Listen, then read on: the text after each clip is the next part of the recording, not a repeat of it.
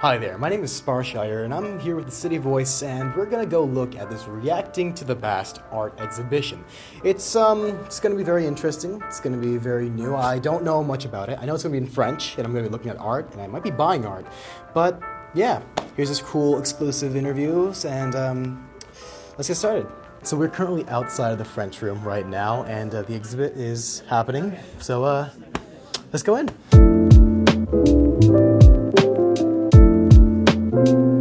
What exactly we're doing here right now? What are we doing? We are hosting the art exhibition of 1889. Art is becoming a commodity at this point.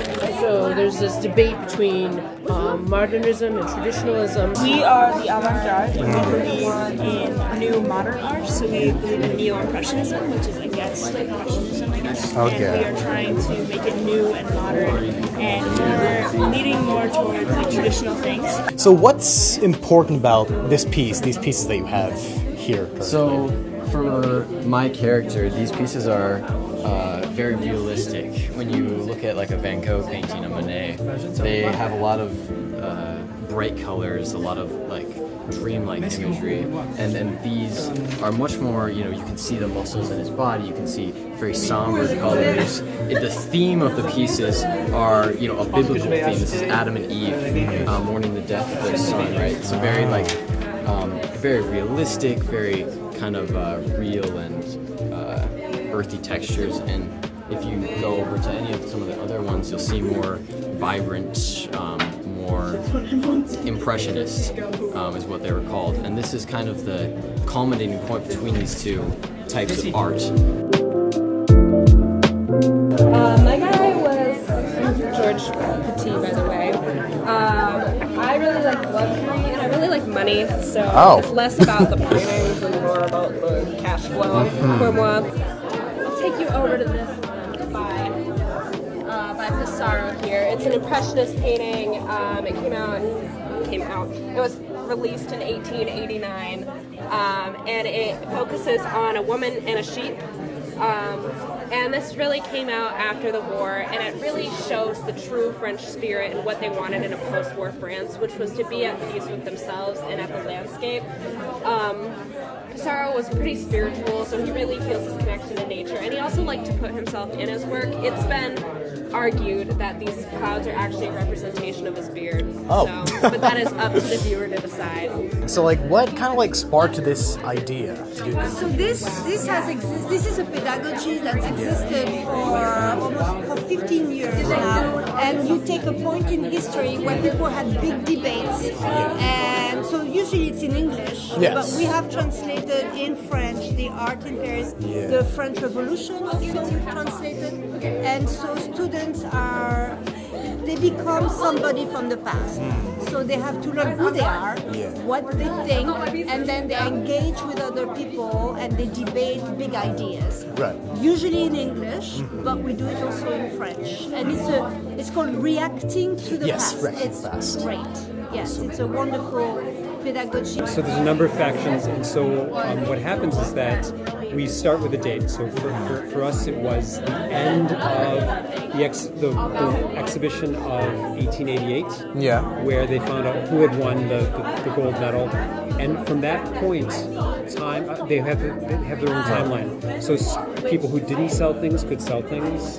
People who got elected to the academy don't necessarily get elected to the academy. It's not a simulation in the sense where they're trying to act out exactly what happened. Okay. They're possibly changing history. This is a game I do in my class. I have a conversation class in French, and I do that like every time I do the conversation class, and it really makes a huge difference on the way that students learn. And then I've taken students to Paris before, and taking them to museums, and they have a completely different way of looking at paintings in the museum, because they'll say, "Oh, I painted this," so they have a sense of ownership, which is very cool. And so all of the students have objectives. Some of them are to sell things, some are to destroy the academy, some are to... The academy really doesn't like the avant-garde, so it's really talking about aesthetic.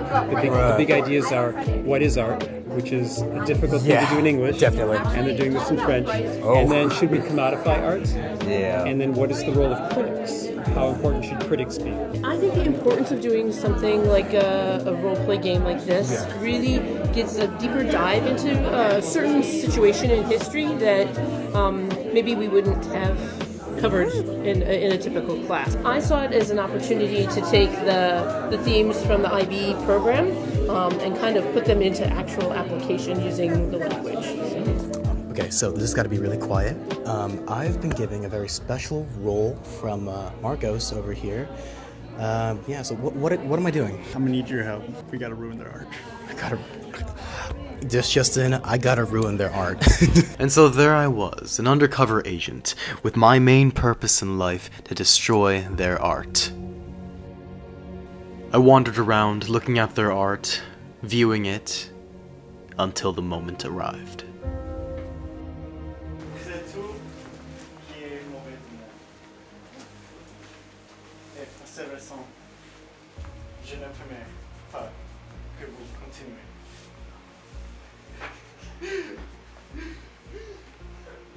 Nous avons décidé de graffiter toute l'œuvre de l'Académie.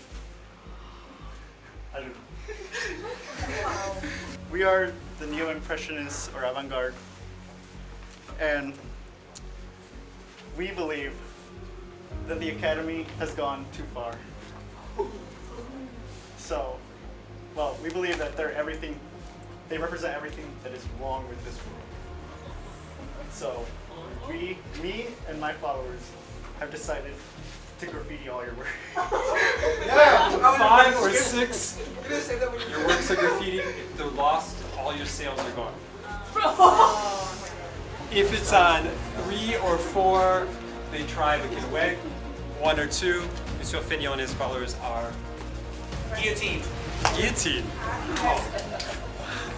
Okay. Seize.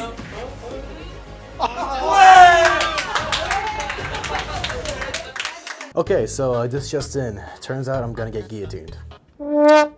Listen, I personally think that they just can't take criticism.